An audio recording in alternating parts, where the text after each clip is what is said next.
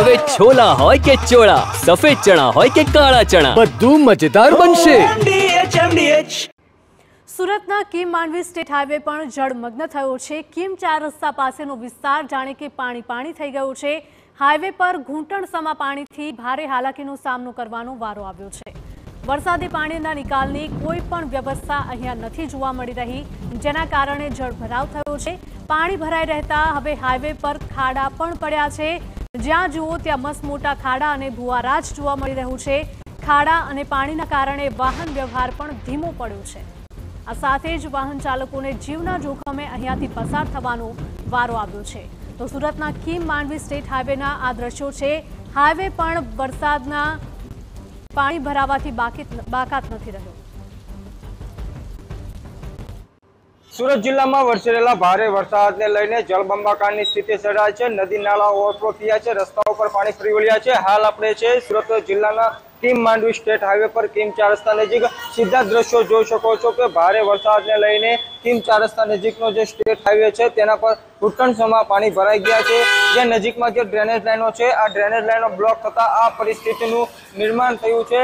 દર વર્ષે આ સ્થિતિ સર્જાય છે, છતાં તંત્ર દ્વારા જે કામગીરી કરવાની હોય તે કામગીરી ન કરાતા લોકોમાં પણ ભારોભાર રોષ જોવા મળી રહ્યો છે। જે આ રસ્તો છે તે થોડો બિસ્માર પણ બની ગયો છે અને મસ્ત મોટાઓ ખાડાઓ પડી ગયા છે। ત્યારે ઉપર પાણી ભરાઈ જતા ક્યાં ખાડા હશે તેનો અંદાજો વાહન ચાલકોને આવતો નથી અને ઘણીવાર વાહન ચાલકોને અકસ્માત પણ થતો હોય છે।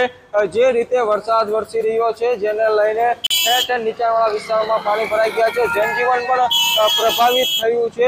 સીધા દ્રશ્યો જોઈ શકો છો કે કઈ રીતના પાણીનો ભરાવો થયો છે। ઘણા વાહનો છે તે આ પાણીમાં પણ બંધ થઈ જતા હોય છે, વાહન ચાલકોને ધક્કો મારવાની ફરજ પડતી હોય છે। ત્યારે જે પણ જવાબદાર અધિકારીઓ છે, કર્મચારીઓ તે ઝડપથી આવી આ વરસાદી પાણીનો નિકાલ કરાવે તે ખૂબ જ જરૂરી બની ગયું છે। મેહુલ ભોકાળવા, TV9 સુરત।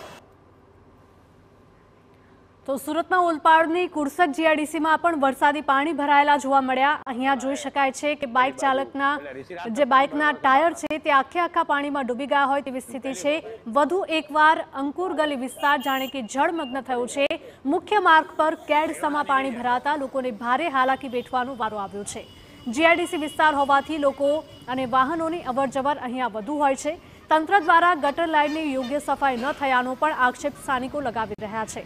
ગટર લાઇનોની સફાઈ ન થતા અહીંયા પાણી ભરાવાની સમસ્યા ઊભી થાય છે તેવા આક્ષેપો કરવામાં આવ્યા।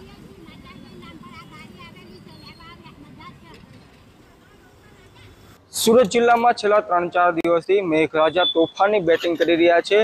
મેઘરાજા કરી રહ્યા તોફાની બેટિંગને લઈને તંત્રની પોલો ખુલી રહી છે। હાલ આપણે છે સુરત જિલ્લાના ઓલપાડ તાલુકાના કિમ નજીક જે અંકુર શોપિંગ સેન્ટર આવેલું છે, આ અંકુર શોપિંગ સેન્ટરમાં પાણી ભરાઈ ગયા છે। પાણી ભરાઈ જતા લોકોને ખૂબ જ ભારે વેઠવાનો વારો આવ્યો છે। આ જે શોપિંગ સેન્ટરની દુકાનો છે તે દુકાનો 75% જેટલી દુકાનો સવારથી જ ખુલ્લી નથી।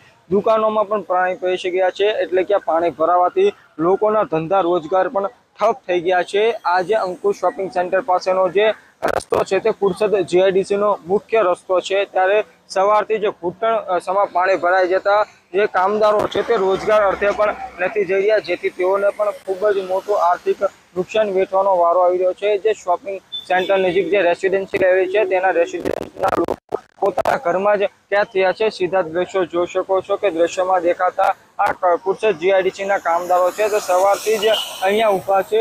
ક્યારે તંત્રના માણસો આવે અને ક્યારે આ ડ્રેનેજ લાઈનો ખુલ્લી કરાવે અને ક્યારે તેઓ ધંધા રોજગાર પર જાય તેની રાહ જોઈ રહ્યા છે।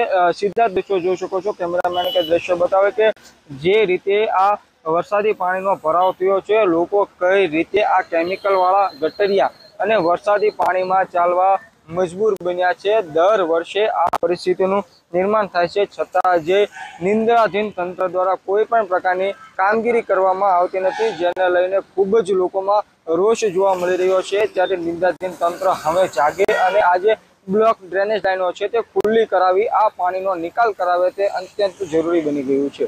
મેહુલ ભોકાળવા, TV9 સુરત। MDH કિચન કિંગ મસાલા રસોડામાં હોય તો આપણે કંઈ પણ બનાવી શકીએ છીએ। રીંગણાનો ઓળો, બટેટા ફુલાવર, ભીંડી મસાલા અને બીજું ઘણું બધું। MDH અરે ઓછું નાક પણ અસલી નાક। MDH કાશ્મીરી લાલ મરચાની પાવડર। MDH વાત હવે અમદાવાદની કરીએ તો વરસાદે વિરામ લીધાના કલાકો બાદ પણ સીટીએમ વિસ્તારમાં પાણી ભરાયેલા છે. સીટીએમની રાજેશ પાર્ક સોસાયટીમાં વરસાદી પાણી ભરાયા છે. લોકો ઘરની છત પર રહેવા મજબૂર બન્યા. પાણીની વચ્ચે લોકોએ રાત વિતાવવી પડી. લોકોએ બહારથી જમવાનું મંગાવવું પડ્યું. લોકોએ પોતાની ઘરવખરી ઘરની બહાર મૂકી દીધી.